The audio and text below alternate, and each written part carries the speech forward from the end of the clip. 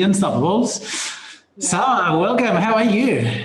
I'm good. I'm good. How are you doing? I'm so stoked to be here. Yeah, we've been wanting to do that for a long time. I know. Um, yeah, and look, for the ones that don't know Saba, well, we're gonna tag her in the post here, so you can check out her profile. Also, maybe we should drop the handle for your Instagram because you're very big at Instagram as well. So Saba is very big on branding, on personal branding, and I'm all about branding as well. So we wanted to reveal the secrets about branding and how she has built a multi six figures business on Instagram, and I have I have done the same thing on LinkedIn. So we're not gonna fight or anything. We said versus, but it's gonna be like more about talking about the both sides of branding. By the way, this is unprepared. I'm not reading a script. We don't have any questions prepared.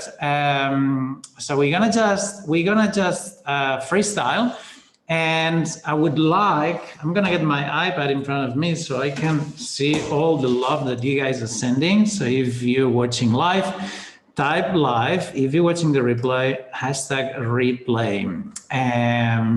All right. So Sarah, would you mind introducing yourself a little bit? Yeah, for sure. So no, I'm excited to talk about this. It's funny because right before we jumped on, right, we're doing this on Facebook, right? But we're talking about Instagram. But no, I love it. I'm stoked to get started. But yeah, my name is Saba Ali. I'm the founder of Brands That Sell, and primarily what I do is, I work with other coaches, consultants, service providers, help them scale their business to multiple six figures by personal branding and organic marketing. So for me, I've been in business for a few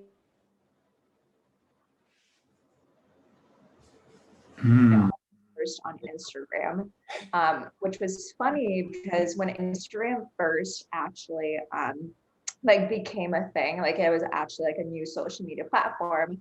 I was the last person out of my group of friends to actually get on Instagram. But when I did, I loved it, right? Like pictures, videos, sharing stories. So yeah, like I've utilized that to grow a multiple six-figure business, and I'm interested and excited to learn more about LinkedIn. I don't focus on it that much, and so I'm excited to hear all of your secrets and what you've done on Oh, LinkedIn. I was going to say exactly the same.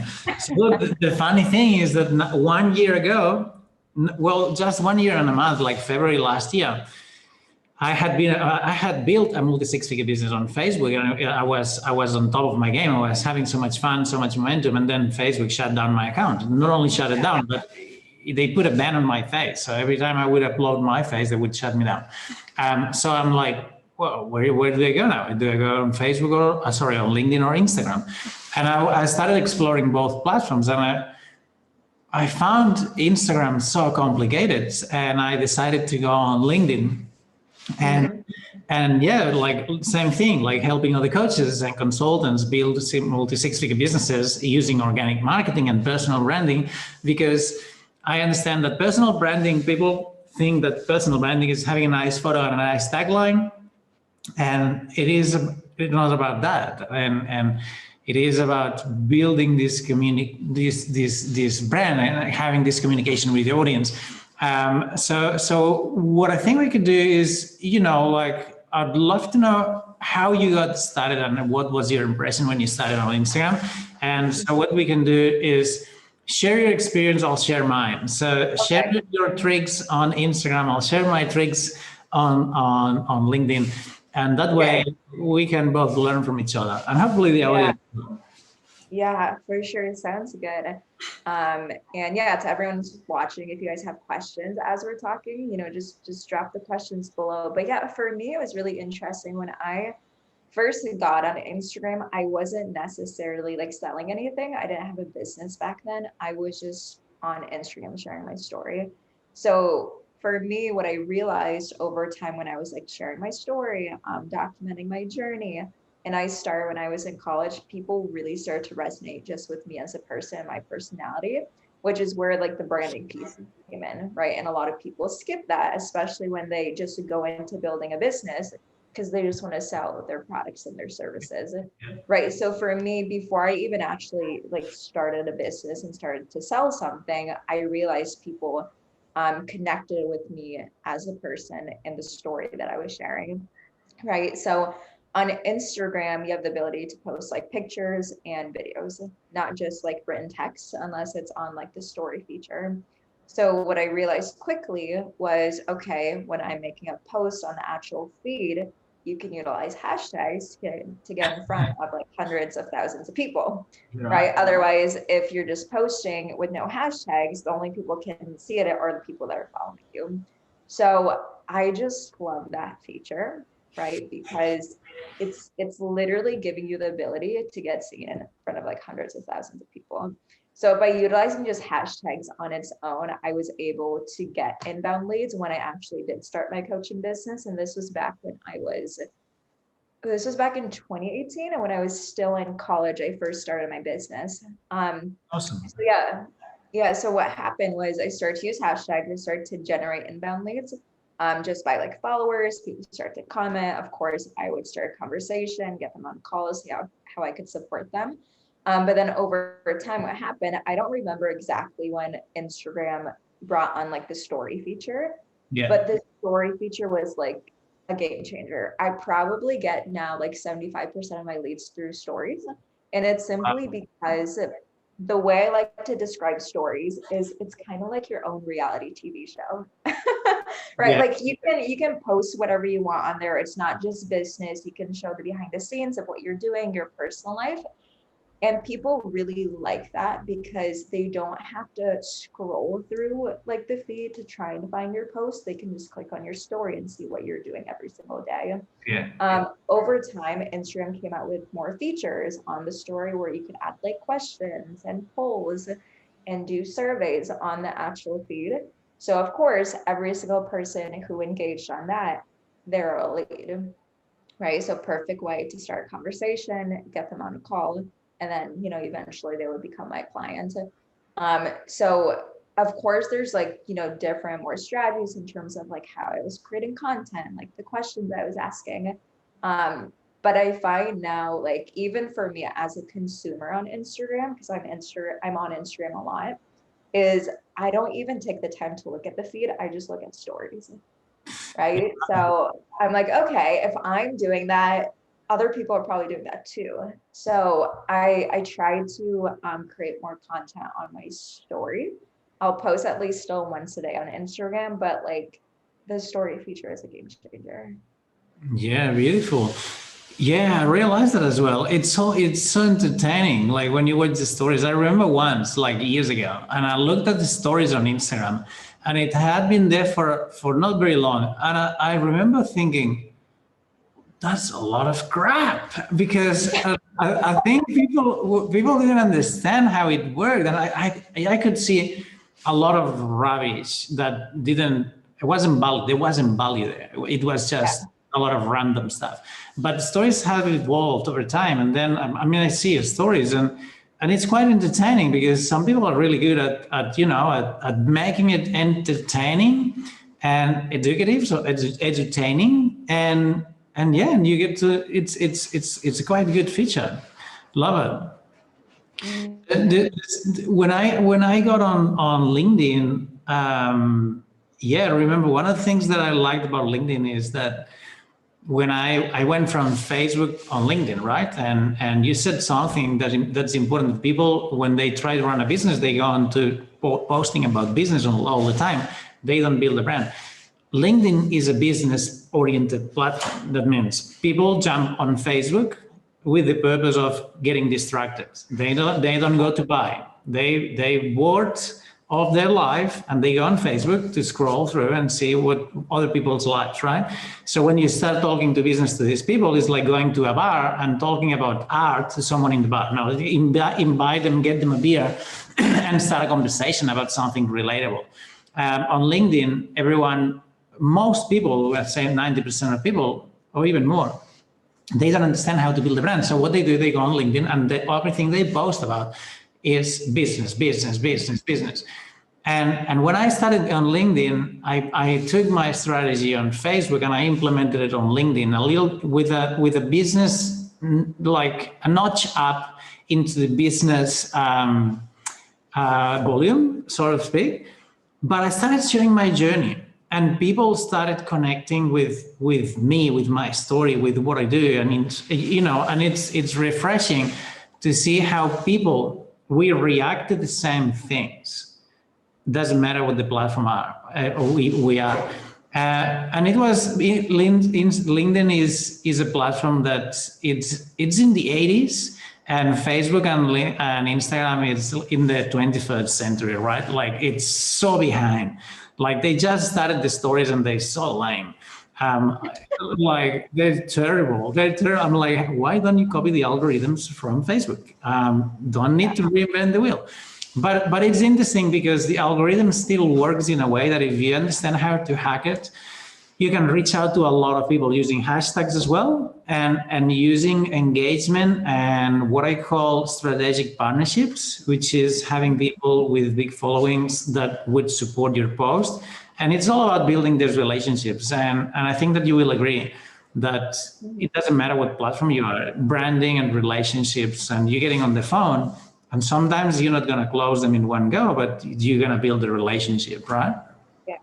Yeah, and I love that you brought that up, because same thing goes with Instagram, right? If you're collaborating or even doing like a split live interview with someone who has a bigger audience, they're going to see you on their platform, right? And then when you're providing value, or if you're doing like a training or something with them, all of the other people on their audience, right, they're going to come back and look at your profile, start to follow you, look at your story, right? And I know for me, like I always try to have at least like 5 stories up on my Instagram at all times. And the reason why is because, like, you know, people will land on your profile all the time, right? If I'm like sleeping, right?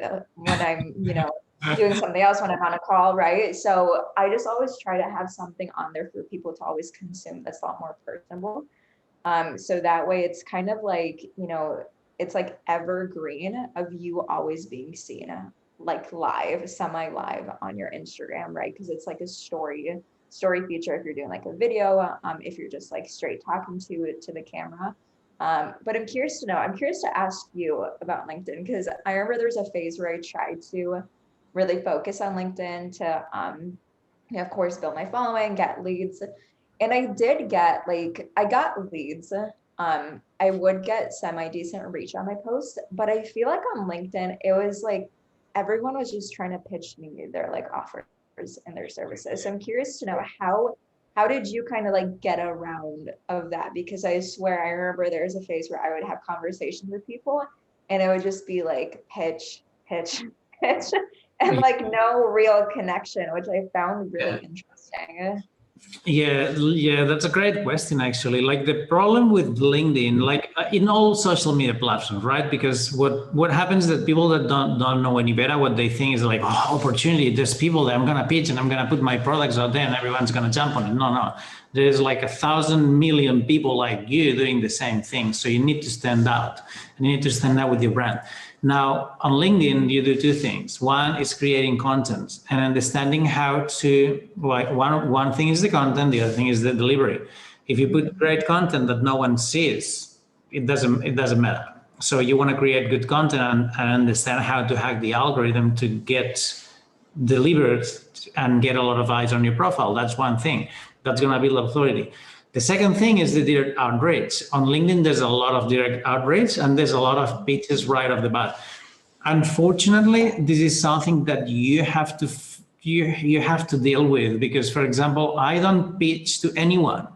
But what happens is that, of course, it's a business platform. So one of the most beautiful things that people tell me on LinkedIn is like, hey, I love your approach, because it's so different than anyone else. Because everyone else is trying to sell me stuff. And I could see that you really care and that you really looked at my profile and you really genuinely, you know, like want to help.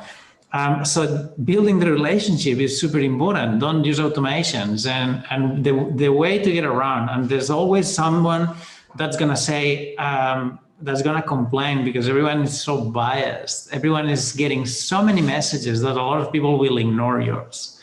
This is why you need to understand how to build this brand, because your brand, it's your flag. Your brand is your authority. And to answer your question, the way you get around it is don't do what everyone else is doing. Don't think that everyone's going to jump on your offer, because exactly as you, and now talking to coaches, helping coaches, or people helping coaches or consultants growing organically, this industry has gone bananas. And this is bad, but this is good as well, because the more people are in the red ocean doing the same thing, the easier it will be for you to stand out if you learn a way to do things differently. So I always look at the positive, right? And yes, there's a lot of people, but there's a lot of people doing it wrong. So when you are actually building this relationship and this connection, and look, last night I got this new client, and I was going back to the first conversation I had with her. It was August last year. Like 6 months ago, and and we've been talking ever since, right? It's not been like a conversation all the time, but there's one message here and there, and at the end, what we did is get on a call, and we got on a call. We kept on building the relationship, and then she ended up signing up.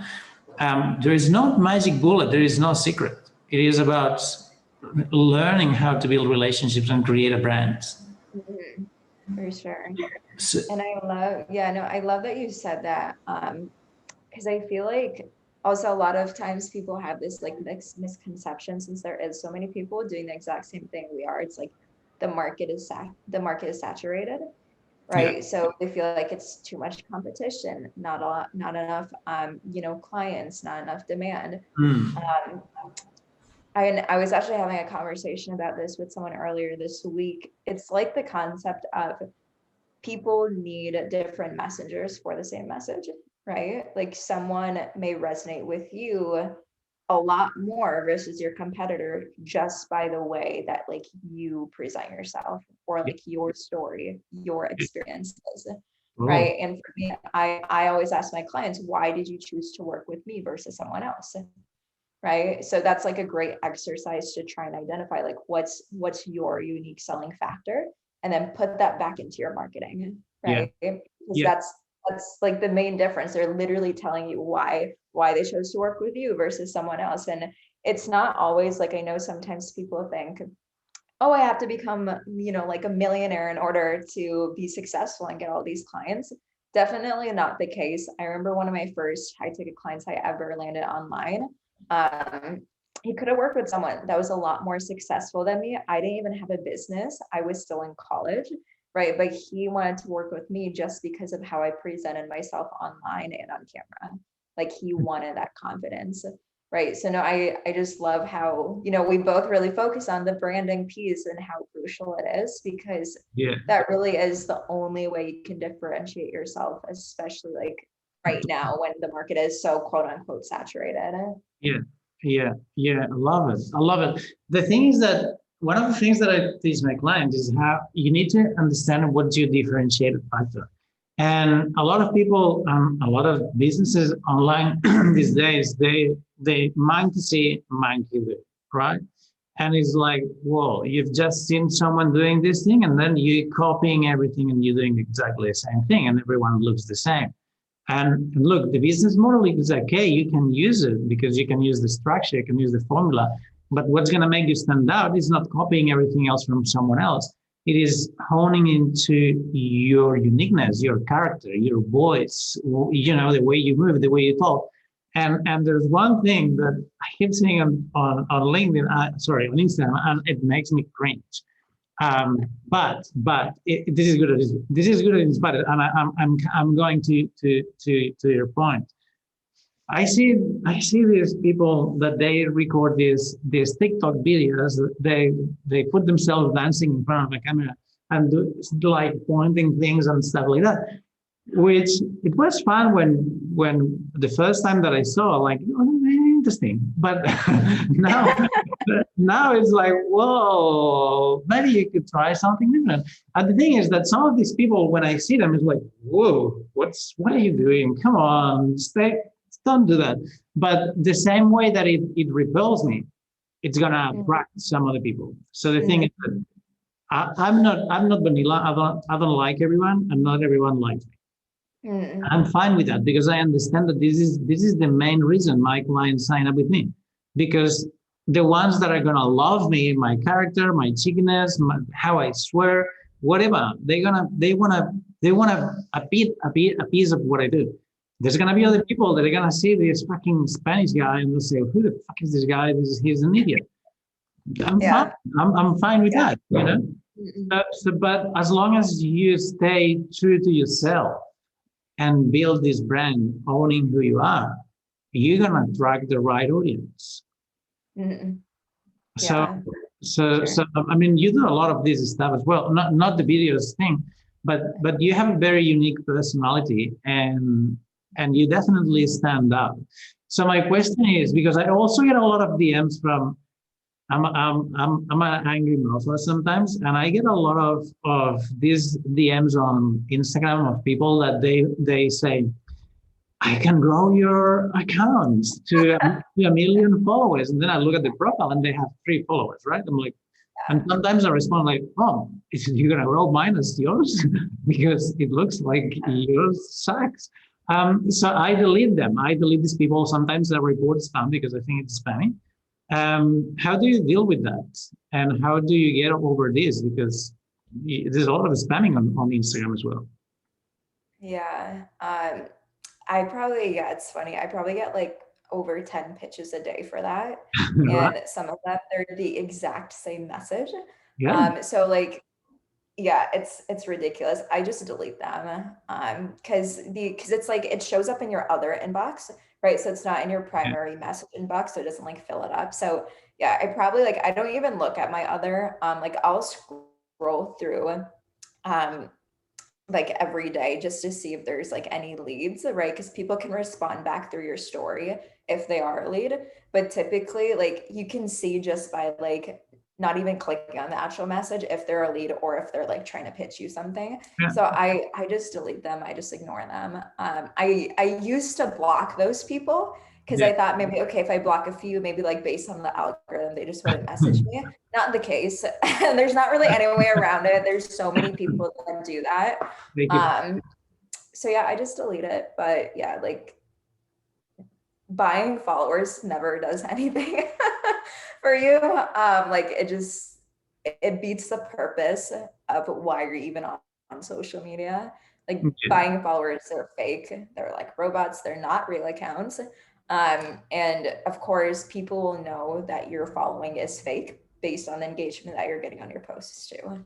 right? And at the end of the day, those followers are not ever going to turn into leads or clients because they're not even real.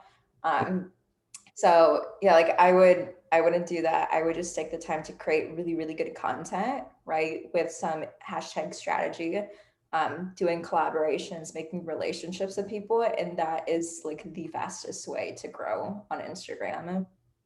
Yeah, right. Yeah, like a lot of people won't go for the, and I know because I've tried it all. I made all the mistakes, and I got my account blocked, and I've been in Facebook jail, in LinkedIn jail, in Instagram jail, in all the jails, in all the online jails, because I've done all the naughty things. Right? I like to try things to test it out and see what works and what doesn't. If you tell me this doesn't work, well, I have to try. I'm like a little kid, like humans are like that. You tell a kid don't do that, they'll do it because Yeah.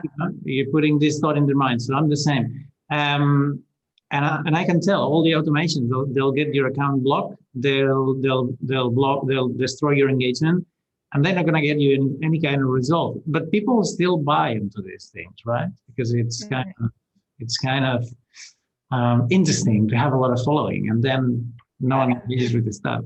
So that's how you did it organically. Everything organically. Yeah, all organically. And yeah, like people think like the more followers you have, like you'll seem more credible or have more authority. And in a sense, yes, like if you have a bunch of followers, you can be seen more as an authority, right? But it's kind of like you're faking it till you make it type of scenario.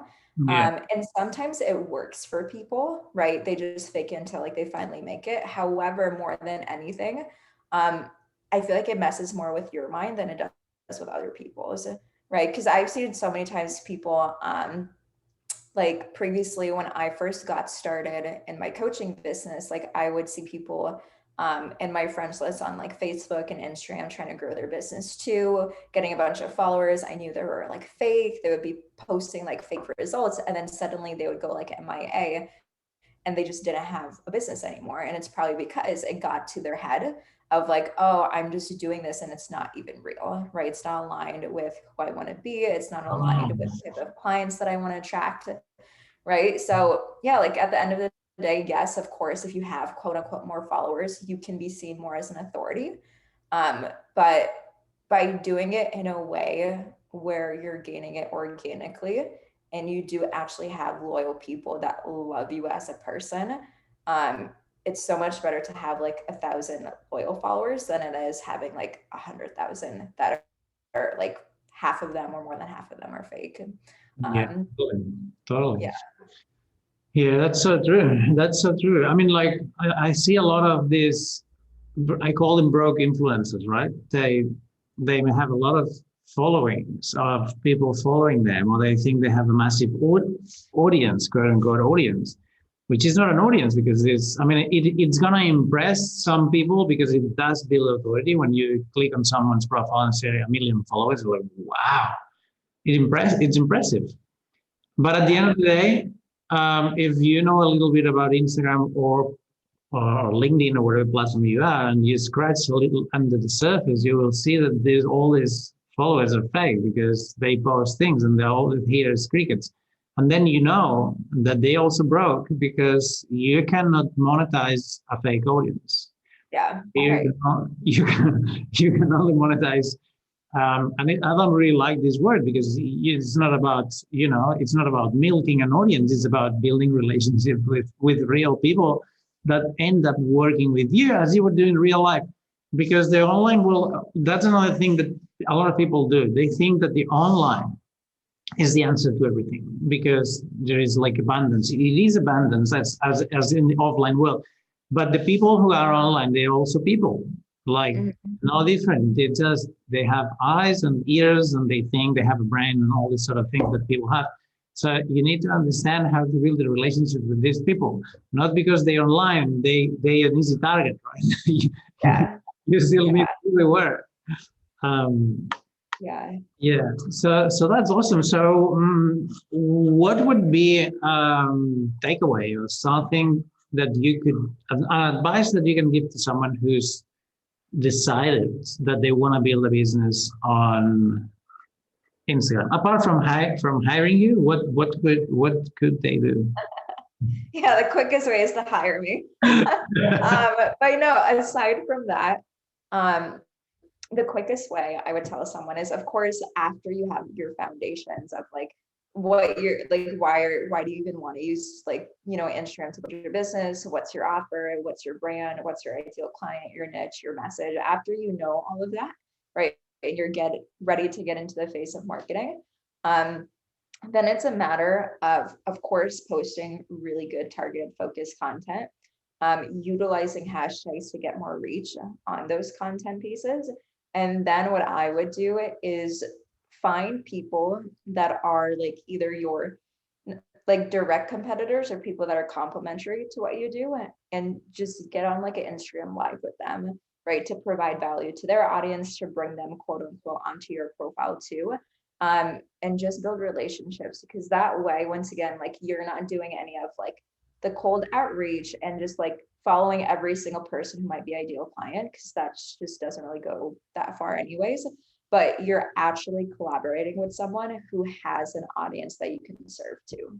So doing a combination of that by, once again, creating content every single day, starting to utilize the story feature, you can grow pretty quickly by doing that. And then of course, like what you've been saying, like focus on that relationship with the new followers that are coming in. And from there, it's simple to just start a conversation, get them on a phone call. Yeah. Yeah, I think people need to get rid of the idea that this is, there's quick fixes or there's we die for immediate gratification, and running a business, a real business, there is no such thing as overnight success or immediate gratification. All the successes overnight that you guys see, they sometimes take, like in my case, it took me 10 years of personal development and discovery and searching and trying to find, and then one day you make 6 figures in 6 months, and everyone's like, oh, look at he's been so lucky. Oh, fuck you. Like it's been 8 or 10 years of trying to search my luck, and one day you hit the jackpot, or you do something that it works, but you failed more times than the times that you'd like to accept. So that's awesome.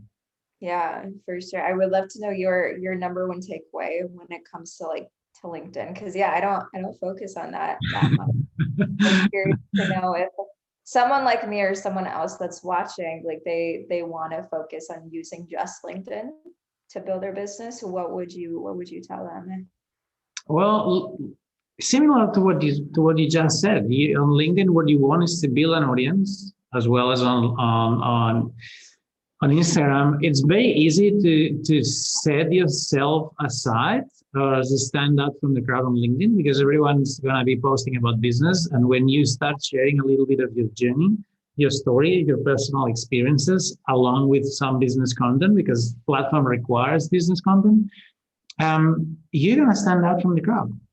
Mm-hmm. And also get very clear on who is your audience, who is your niche, and who do you want to target. You can use hashtags, but don't use like 7,000 hashtags on every post. I see posts that they look all blue. Like you can use up to 3 hashtags. More than that, the algorithm doesn't read them. And yeah, focus on building these relationships. And I would say spend time. I mean, I would spend so much time. It's ridiculous. I'm jumping on calls just to connect with people and try to see how you can add value. And the good thing about LinkedIn that I haven't seen in any other platform is that people are really open to connect and to collaborate and to add value if you do the same in exchange. So to the point that I had to cut these calls because everyone's like, hey, let's jump on a call and connect. Well, I'm trying to build a business, so I'm not sure if I have time to connect with everyone at this level. It's very easy to build a beautiful network and community. And when you build these relationships with these people with big followings who are in your same industry, and you start building these strategic relationships, they're going to support your content, and your content going to get eyes. I would get like 50, 60,000 views on my post having 3,000 connections only. That means that the reach is limitless. Yeah, for sure. Yeah, that's one thing. And the other thing, please don't pitch right off the bat. Don't send messages to people pitching your stuff. I got the worst message like that. Should be on a wall as an example of what I wanted to do. Someone sent me a connection request, and then on a message, you send a message a connection request that goes with the message, and then you say, hey, I see that you are also a coach. I'd like to connect and build a network. Yeah. So this message was from someone called Kelly, and the message said, hey, I'm Stephanie. I'm Kelly's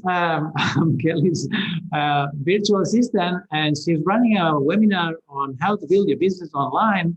Would you like to join? I'm like, holy fuck, that's perfect. So she doesn't give a fuck about reaching out from her profile herself to build a relationship. She's sending me a message from her profile, pitching her webinar, and she's not even, bothering of doing it herself. She gets the VA.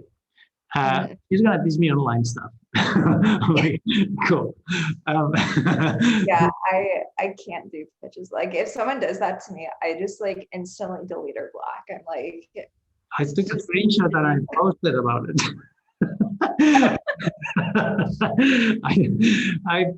I took a screenshot and I posted it on my wall and saying, "Hey guys, don't do it." I was nice enough to hide the name. Oh, that's funny. But no, I love that. Simple, to the point, and like, yeah, at the end of the day, like the framework of what we're doing, whether it's like on Instagram, LinkedIn, or Facebook, it's primarily the same thing, right? It just, some features and strategies when it comes to different platforms can be, just a little bit different. So, Yeah. Yeah, you got it. You got it. Like we're not doing, it's not rocket science. It's just you build an audience of people who might be interested in what you do. You build the relationships and you offer them your services. That's it. Then understanding the algorithm is like I always say, is like if you and I meet in a bar, I'm going to go and get you a beer. If you and I meet in a museum, I'll say, do you like this painting from Van Gogh? Right? The conversation is going to be different, but it's the same Saba, the same Carlos. You just need to understand the context where you meet people and adjust your message or your brand. That is that easy and that complicated. yeah, sure. All right, Saba. So it's been amazing having you here. Thanks a lot for taking the time, and let's drop your link to your Instagram so people can follow you. We can tag you as well. So yeah, that's been amazing. Thank you so much. Yeah, no, thanks so much for having me. It was so much fun. Yeah, I love that we both focus on personal branding. I can talk about it all day. But yeah, no, I'll drop my link if anyone wants to connect with me. But no, yeah, it was fun. Thanks again for having me. Totally. Thank you. All right. You guys have a beautiful weekend, and I'll see you next week. Bye. Done.